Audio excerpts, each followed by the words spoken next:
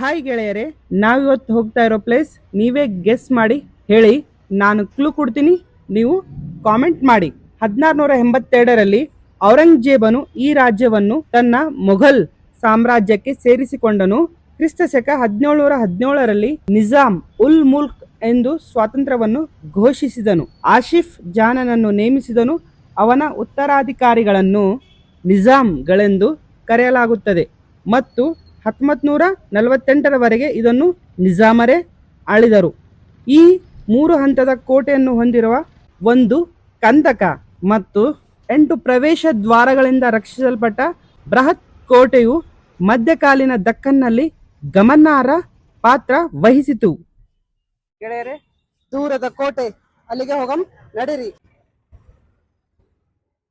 ನಾವು ಯಾವ ಕೋಟೆಗೆ ಬಂದಿದ್ದೀವಿ ಅಂತ ನೀವು ಗೆಸ್ ಮಾಡಿರಿ ಅನ್ಕೋತೀನಿ. ಗೆಳೆಯರೇ, ನಾವು ಇವತ್ತು ಬಂದಿರೋದು ಗೋಲ್ಕೊಂಡ ಫೋರ್ಟ್ಗೆ. ನಡೀರಿ ಹೋಗಂ. ಒಳ್ಳೆಯ ಸಂದೇಶ ಕೊಡ್ತಾನೆ ಇರ್ತೀನಿ, ಒಳ್ಳೆಯ ವಿಡಿಯೋ ಮಾಡ್ತಾನೆ ಇರ್ತೀನಿ. ನನ್ನ ವಾಹಿನಿಯನ್ನು ಬೆಂಬಲಿಸಿ ಸಬ್ಸ್ಕ್ರೈಬ್ ಮಾಡ್ಕೊಳ್ಳಿ.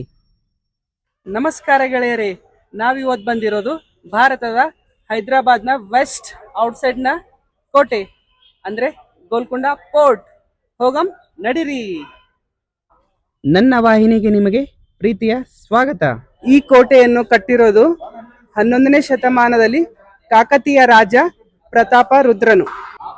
ನಡೀರಿ ಫ್ರೆಂಡ್ಸ್, ಈ ಕೋಟೆ ಒಳಗಡೆ ಕಾಲಿಡಮಿ. ಬಲಗಾಲಿಟ್ಟು ಒಳಗಡೆ ಹೋಗಂ ನಡೀರಿ. ಈ ಕೋಟೆಯು ಕಾಕತೀಯ ವಂಶ ನಾಶವಾದ ನಂತರ ಕ್ರಿಸ್ತಶಕ 1362ರಲ್ಲಿ ಬಹುಮಾನಿಗಳ ಕೈಗೆ ಹಸ್ತಾಂತರಿಸಲಾಯಿತು ಮತ್ತು ಅವರ ಅವನತಿಯ ನಂತರ 1518ರಲ್ಲಿ ಕುತುಬ್ ಸಾಮ್ರಾಜ್ಯದ ಸ್ಥಾಪಕ ಸುಲ್ತಾನ ಕುಲಿ ರಾಜಧಾನಿಯನ್ನಾಗಿ ಮಾಡಿದನು. ಇದರ ಇತಿಹಾಸವನ್ನು ನಾನು ನಿಮ್ಗೆ ಹೇಳ್ತಾನೆ ಇರ್ತೀನಿ, ವಿಡಿಯೋನ ಪೂರ್ತಿ ನೋಡಿ.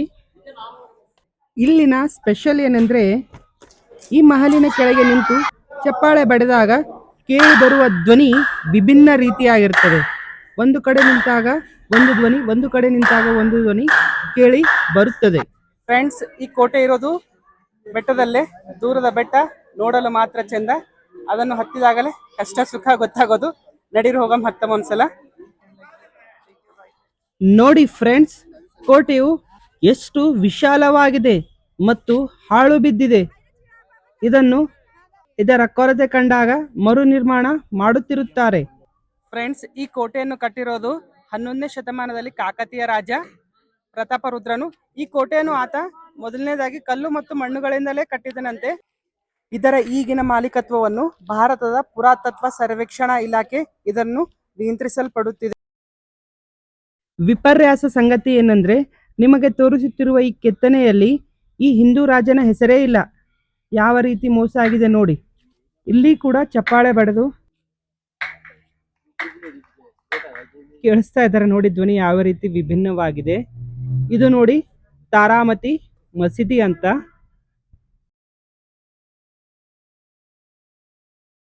ಈಗ ನೀವು ನೋಡ್ತಾ ಇರುವ ಸ್ಥಳ, ಇದು ಕೂಡ ಒಂದು ಕೋಟೆಯ ಒಂದು ಭಾಗವಾಗಿದ್ದು ಇಲ್ಲಿ ಯಾವುದೇ ಸಭೆ ಸಮಾರಂಭಗಳು ನಡೀತಾವಂತೆ. ನೋಡ್ರಿ ಫ್ರೆಂಡ್ಸ್, ಈ ಬೆಟ್ಟ ಎಷ್ಟು ಎತ್ತರ ಇದೆ ಮತ್ತು ಜನರು ಯಾವ ರೀತಿ ಹೋಗ್ತಾ ಇದ್ದಾರೆ ಅಂತ. ಫ್ರೆಂಡ್ಸ್, ಇವಾಗ ನಾವು ಹೋಗ್ತಾ ಇರೋದು ರಾಯಲ್ ಪ್ಯಾಲೇಸ್ ಅಂತ ಇದರ ಹೆಸರು. ತುಂಬಾ ಹಳೆಯದಿದೆ, ನೋಡಿದ್ರೆ ತುಂಬಾ ಭಯ ಆಗ್ತಾ ಇದೆ. ಕಲ್ಲು ಮತ್ತು ಮಣ್ಣುಗಳಿಂದಲೇ ಇದೆ ನೋಡಿ. ಈ ಮಣ್ಣಿನಲ್ಲಿ ಎಷ್ಟು ಶಕ್ತಿ ಇದೆ ಅಂತ ತಿಳ್ಕೊಬಹುದು. ಯಾವ ರೀತಿ ಮಿಶ್ರಣ ಮಾಡಿ ಈ ಗೋಡೆಯನ್ನು ಕಟ್ಟಿರ್ಬೋದು ಏನೋ ಗೊತ್ತಿಲ್ಲ, ಬಟ್ ಇದಂತೂ ನಿಮ್ಮ ಎದುರಿರೋ ಸಾಕ್ಷಿ. ಯಾವ ರೀತಿಯಾಗಿ ಗಟ್ಟಿಯಾಗಿ ನಿಂತಿದೆ ನೋಡಿ.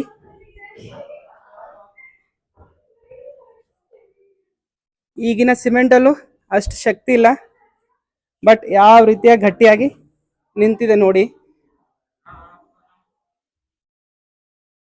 ಅಲ್ಲಿ ಒಳಗಡೆ ಹೋಗುವಂಗಿಲ್ಲ, ಏಕೆಂದ್ರೆ ಬಾವಲಿಗಳು ಇರ್ತಾವಂತೆ. ತುಂಬಾ ಕತ್ಲಿದೆ ಇಲ್ಲಿ ಒಳಗಡೆ. ಇದಂತೂ ಅಪ್ಪಟ ಮಣ್ಣಿನಿಂದಲೇ ನಿರ್ಮಿಸಲಾಗಿದೆ. ನೀವು ಪೂರ್ತಿ ವಿಡಿಯೋ 4K ನಲ್ಲಿಯೂ ನೋಡ್ಬೋದು.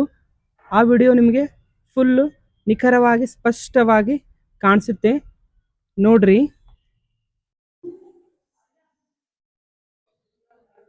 ಇಲ್ಲಿ ನೋಡಿ ಫ್ರೆಂಡ್ಸ್, ಬಾವಲಿಗಳ ಸೌಂಡ್ ಕೇಳಿ ಬರ್ತಾ ಇದೆನಾ? ಇದು ತುಂಬಾ ಕತ್ತಲೆ ಕೋಣೆ. ಡೇರ್ ಮಾಡಿ ಹೋಗ್ತಾ ಇದ್ದೀನಿ. ನೋಡಿ, ಬಾವುಲಿಗಳ ಸೌಂಡ್ ಕೇಳಿ ಬರ್ತಾ ಇದೆನಾ? ಈ ಗೋಡೆಗಳನ್ನು ಒಮ್ಮೆ ನೋಡಿ, ಯಾವ ರೀತಿ ಇವೆ, ಎಷ್ಟು ಚೆನ್ನಾಗಿವೆ.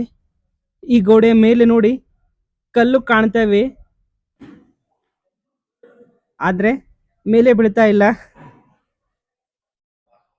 ಈಗ ನಾವು ನೋಡ್ತಾ ಇರೋದು ರಾಯಲ್ ಪ್ಯಾಲೇಸ್ ನ ಹೊರ ನೋಟ. ಇದು ನೋಡಿ, ಈ ಅಂಗಳು ಎಷ್ಟು ದೊಡ್ಡದಾಗಿದೆ ಅಂತ. ಅಂದಾಜು ಈ ಕೋಟೆ 30 ಎಕರೆ ಇದೆ ಅಂತೆ.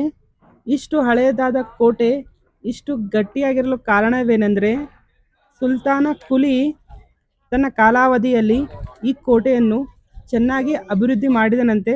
ಅದಕ್ಕೆ ಈ ಕೋಟೆ ಇಷ್ಟು ಗಟ್ಟಿಯಾಗಿದೆ. ಮೇಲ್ಗಡೆ ಕಾಣ್ತಾ ಇದೆಯಲ್ಲ, ಅಲ್ಲಿ ಮೇಲ್ಗಡೆ ತುದಿಯಲ್ಲಿ 11ನೇ ಶತಮಾನದಲ್ಲಿ ಕಟ್ಟಿರೋ ಭದ್ರಕಾಳಿಯ ಮಂದಿರ ಇದೆ ಅಂತೆ. ನಾವು ಅಲ್ಲಿಗೆ ಹೋಗ್ತಾ ಇರೋದು.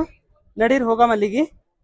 ಫ್ರೆಂಡ್ಸ್, ಇದನ್ನು ನೀವೇನು ಪ್ಲೇಸ್ ನೋಡ್ತಾ ಇದ್ದೀರಲ್ಲ, ಈ ಪ್ಲೇಸಲ್ಲಿ ಮಗಧೀರ ಫಿಲ್ಮ್ದು ಒಂದು ಶೂಟಿಂಗ್ ಆಗಿತ್ತು. ಇದೇ ಪ್ಲೇಸ್ ನೋಡಿ. ಫ್ರೆಂಡ್ಸ್, ಈ ಕೋಟೆಗಳಿಗೆ ನೋಡ್ತಾ ಇದ್ರೆ ಒಂದು ನೆನಪು ಬರ್ತಾ ಇದೆ. ಕೋಟೆ ಕಟ್ಟಿ ಮೆರೆದವರೆಲ್ಲ ಏನಾದರು, ಇಲ್ಲೇ ಸತ್ತಿ ಮಣ್ಣಾದರು. ಅಷ್ಟೇ ಅಲ್ವಾ ಗೆಳೆಯರೆ?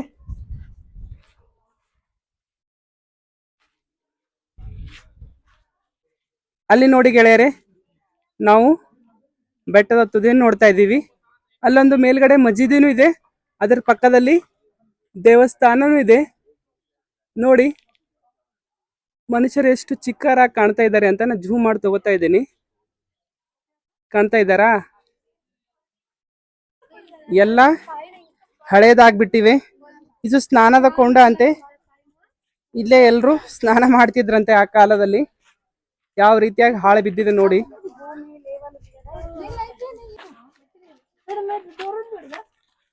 ಫ್ರೆಂಡ್ಸ್, ಇಲ್ಲಿ ಕ್ಷಿಪಣಿಗಳನ್ನು ಸಹ ನೋಡ್ಬೋದು, ಯಾವ ರೀತಿ ಇಕ್ಕಿದ್ದಾರೆ ನೋಡಿ ಗೆಳೆಯರೆ.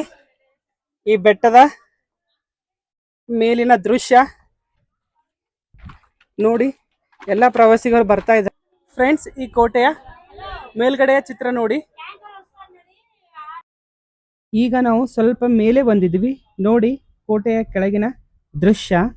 ನಮ್ಗೆ ಇದ್ರ ಮೇಲೆ ನಡೆಯೋದಕ್ಕೆ ಎಷ್ಟು ಆಯಾಸ ಆಗಿದೆ ನೋಡಿ. ಇವರು ಯಾವ ರೀತಿ ಕಲ್ಲುಗಳನ್ನು ಹೊತ್ಕೊಂಡು ತಂದು ಕೋಟೆ ಕಟ್ಟಿದ್ರು ಅಂತ. ಬಬ್ಬಾ, ಎಷ್ಟು ದೊಡ್ಡ ಬಂಡೆಗಳಿವೆ. ಈ ಬಂಡೆಗಳ ಮೇಲೆ ಯಾವ ರೀತಿಯಾಗಿ ಕೋಟೆ ನಿರ್ಮಿಸಲಾಗಿದೆ ನೋಡಿ ಗೆಳೆಯರಿ. ನಾವು ತಿಂಬೋ ಬ್ರೆಡ್ ಬಿಸ್ಕಿಟ್ ಅಲ್ಲಿ ಏನ್ ಶಕ್ತಿ ಇರುತ್ತೆ ಹೇಳಿ? ಅವರು ಹಿಂದಿನ ಕಾಲದಲ್ಲಿ ತಂಗುಡ್ ರೊಟ್ಟಿ ಪುಂಡಿ ಪಲ್ಯನೇ ತಿಂದು ಅಷ್ಟು ಗಟ್ಟಿಯಾಗಿದ್ರು. ಕೋಟೆಯ ಮತ್ತೊಂದು ದ್ವಾರದಲ್ಲಿ ಹೋಗ್ತಾ ಇದ್ದೀವಿ. ತುಂಬಾ ಆಯಾಸ ಆಗ್ತಾ ಇದೆ ಕೋಟೆ ಹತ್ತದ್ರಲ್ಲಿ ನೋಡಿ. ಅದು ನಮ್ಮ ಕೊನೆಯ ಮಹಾದ್ವಾರವಾಗಿದೆ. ಅಲ್ಲಿಗೆ ನಾವು ಹೋಗ್ಬೇಕು. ಆ ದ್ವಾರ ದಾಟಿದ ನಂತರ ನಮ್ಗೆ ಅತ್ಯಂತ ಹಳೆಯ ದೇವಾಲಯ ಮತ್ತು ಒಂದು ಮಸ್ಜಿದ್ ಸಿಗ್ತದ. ನಡೀರಿ ಹೋಗಮ್. ಇಲ್ಲೊಂದು ಹಳೆಯ ಆಂಜನೇಯ ಸ್ವಾಮಿಯ ಮೂರ್ತಿ ಇದೆ ನೋಡಿ.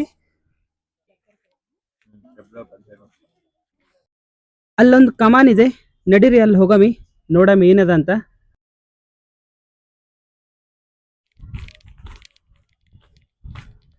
ನೋಡ್ರಿ ಕೋಟೆ ಯಾವ ರೀತಿ ಇದೆ ಅಂತ ನೋಡಿ. ಅಲ್ಲೊಂದು ಹಾಳು ಬಿದ್ದ ಬಾವಿನೂ ಇದೆ.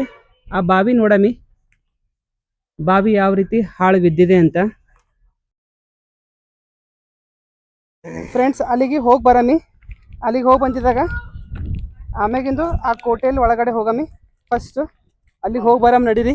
ಮೇಲೆ ಏನಿದೆ ಅಂತ ನೋಡಮಿ. ಈ ಬೆಟ್ಟ ಅಂತೂ ಮೇಲೆ ಹತ್ತು ಬಂದಿದೆವು. ಭಕ್ತ ರಾಮದಾಸು ಬಂದಿಖಾನ ಅಂತೆ. ಈ ಕೋಣೆಯಲ್ಲಿ ರಾಮದಾಸ ಅನ್ನೋರನ್ನ ಸೆರೆ ಹಿಡಿದು ಇಟ್ಟಿದ್ರಂತೆ.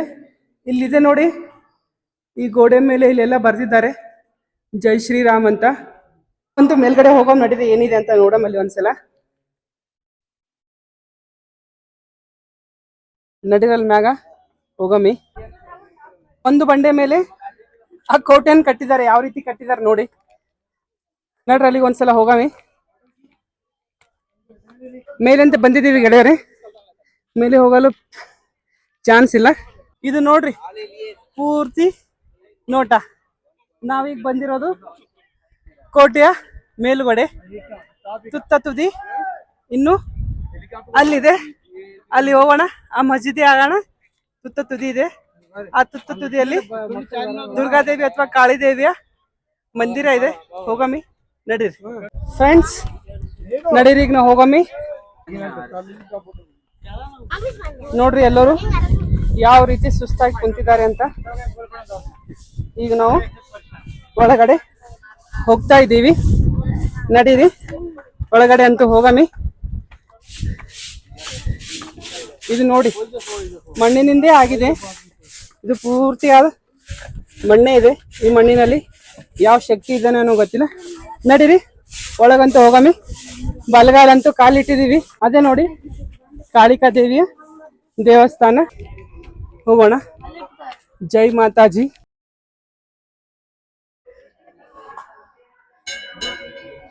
ನೋಡಿ ಆದಿಶಕ್ತಿಯ ದರ್ಶನ ಮಾಡಿ ಪುನೀತರಾಗಿ. ಇಲ್ಲಿ ಪ್ರತಿ ವರ್ಷ ಬೋನಾಲು ಅಂತ ನಡೆಯುತ್ತೆ. ಇಲ್ಲಿ ಕೂಡ ಗೋಲ್ಕೊಂಡ ಬೋನಾಲ್ ಅಂತ ತುಂಬ ಫೇಮಸ್ ಇದೆ.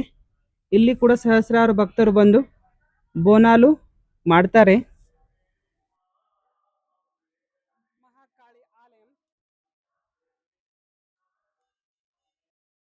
ಇದೆ ನೋಡಿ ಗೆಳೆಯರೆ, ಬೆಟ್ಟದ ಮೇಲುಗಡೆ ಇದ್ದೀವಿ. ಇದು ಬೆಟ್ಟದ ತುತ್ತು ತುದಿ. ಈ ತುತ್ತು ತುದಿ ಮೇಲ್ಗಡೆ ಇದೆ. ಮೇಲ್ಗಡೆ ಹೋಗಲಕ್ಕೆ ಅವಕಾಶ ಇಲ್ಲ. ಇದು ಬಂಡೆ ಇದೆ. ಈ ಬಂಡೆನೇ ಮೇಲ್ಗಡೆ ಇದೆ ಅಂತ ಹೇಳ್ಬೋದು. ನೋಡಿ ಕೋಟೆ ಕಟ್ಟಿರುವ ಮಣ್ಣು ಯಾವ ರೀತಿ ಇದೆ ನೋಡಿ. ಸಾಕ್ಷಿಯಾಗಿ ತೋರಿಸ್ತಾ ಇದ್ದೀನಿ ನೋಡಿ. ಅದೇ ರೀತಿಯಾಗಿ ಇದೊಂದು ಹಳೆಯ ಮಸೀದಿ ಇದೆ. ಈ ಮಸೀದಿನೂ ತುಂಬಾ ಹಳೇದಿದೆ ಅಂತೆ. ಇದ್ರ ಮೇಲ್ಗಡೆ ಹೋಗೋಣ ನಡೀರಿ. ನೋಡಿ ಗೆಳೆಯರೆ, ಎಲ್ಲಕ್ಕಿಂತ ಮೇಲಿನ ನೋಟ ಕೋಟೆಯ ತುತ್ತ ತುದಿಯ ನೋಟ ಯಾವ ರೀತಿ ಇದೆ ಅಂತ. ಈಗ ನೋಡಿ ನೀವು ನೋಡ್ಲತ್ತೀರಿ. ಈ ಕೋಟೆಯ ಪೂರ್ಣವಾದ ವಿಡಿಯೋನ ನೋಡ್ಬೋದು. ಇಲ್ಲಿಂದ ಕೋಟೆಯ ಪೂರ್ಣ ದೃಶ್ಯ ಕಾಣುತ್ತಿದೆ. ಇಲ್ಲೆಲ್ಲ ಹೋಗುವುದಕ್ಕೆ ಅವಕಾಶ ಇಲ್ಲ. ನಾವೆಲ್ಲ ಅಲ್ಲಿದ್ದ ಬಂದಿದ್ದೇವೆ ನೋಡ್ರಿ. ಅವಾಗ ನೋಡಿ ನಾವು ಅಲ್ಲಿಂದ ಬಂದಿದ್ದೇವೆ. ಅದೇ ರಾಜ್ಯಸಭಾ. ಆ ರಾಜ್ಯಸಭಾದಲ್ಲೇ ಎಲ್ಲ ನಡೀತಾ ಇತ್ತು ವ್ಯವಹಾರ. ಆ ಒಳಗಡೆ ಪ್ಲೇಸಲ್ಲಿ ನಾವು ಹೋಗಿಲ್ಲ. ಅಲ್ಲೆಲ್ಲ ಬಂದ್ ಮಾಡಿಬಿಟ್ಟಿದ್ದಾರೆ. ಅಲ್ಲಿ ಅವಕಾಶ ಇಲ್ಲ. ಎಲ್ಲ ಹಾಳು ಬಿತ್ತಿದೆ. ನಾನು ನಿಮಗೆ ವಿಡಿಯೋನ ಸ್ವಲ್ಪ ಜೂಮ್ ಮಾಡಿ ತೋರಿಸ್ತೀನಿ ನೋಡಿ. ಅದೇ ರೀತಿಯಾಗಿ ಈ ವಿಷಯವನ್ನು ತಿಳ್ಕೊಳ್ಳಿ. ಗೋಲ್ಕೊಂಡ ಎಂಬ ಹೆಸರು ತೆಲುಗು ಪದ ಗೊಲ್ಲ ಕೊಂಡ. ಇದರ ಅರ್ಥ ಕುರುಬನ ಬೆಟ್ಟ ಎಂದು ಅರ್ಥ ನೀಡುತ್ತದೆ. ಕೋಟೆ ಹತ್ತೋದನ್ನ ವಿಡಿಯೋ ಮಾಡಿದ್ದೀನಿ ಗೆಳೆಯರೆ. ಕೋಟೆ ಇಳಿಯೋದನ್ನು ಸ್ವಲ್ಪ ತುಣುಕು ಮಾಡಿ ತೋರಿಸ್ತೀನಿ. ತುಂಬ ಸುಸ್ತಾಗಿತ್ತು. ನಿಧಾನವಾಗಿ ಹೋಗ್ತಾ ಇದ್ದೀವಿ. ಯಾರ ಉನ್ನತಿ ಯಾರ ಅವನತಿ ಪರಮಾತ್ಮನ ಕೈಯಲ್ಲಿದೆ ಎಂದು ಹೇಳುತ್ತಾ ಗೆಳೆಯರೆ, ತುಂಬ ಹೊತ್ತಾಯಿತು ಇಲ್ಲಿಗೆ ಬಂದು. ಕೋಟೆ ಅಂತೂ ನೋಡಿದ್ವಿ, ಕೆಳಗಂತೂ ಬಂದ್ಬಿಟ್ಟಿವಿ. ಈಗ ಸಮಯ ಬಂದಿದೆ, ವಿಡಿಯೋನ ಮುಗಿಸ್ಬಿಡೋಣ. ಅಂತೂ ಇಂತೂ ನಮ್ಮ ಕೋಟೆಯ ಸವಾರಿ ಮುಗಿತಾ ಇದೆ. ನಿಮಗೂ ಯಾವಾಗಲೂ ಟೈಮ್ ಸಿಕ್ಕಿದ್ರೆ ಈ ರೀತಿಯ ಪ್ರವಾಸವನ್ನು ಮಾಡಿರಿ. ಯಾಕಂದ್ರೆ ಈ ರೀತಿ ಪ್ರವಾಸ ಮಾಡೋದ್ರಿಂದ ಮೈಂಡ್ ಫ್ರೆಶ್ ಆಯ್ತದೆ. ಮತ್ತು ನಾವು ಯಾವುದೇ ರೀತಿಯ ಹೊಸ ಮಾಹಿತಿಯನ್ನು ತಿಳ್ಕೊಬೋದು. ಮತ್ತು ನಮ್ಮ ಪುರಾತನ ವಸ್ತುಗಳ ಬಗ್ಗೆ ನಮಗೆ ಪ್ರಾಮುಖ್ಯತೆಯೂ ಸಿಗ್ತದೆ. ಮತ್ತು ನಾವು ಮುಂದಿನ ವಿಡಿಯೋದಲ್ಲಿ ಭೇಟಿ ಆಗೋಣ. ಅಲ್ಲಿವರೆಗೂ ನಮಸ್ತೆ, ಬಾಯ್, ಧನ್ಯವಾದಗಳು.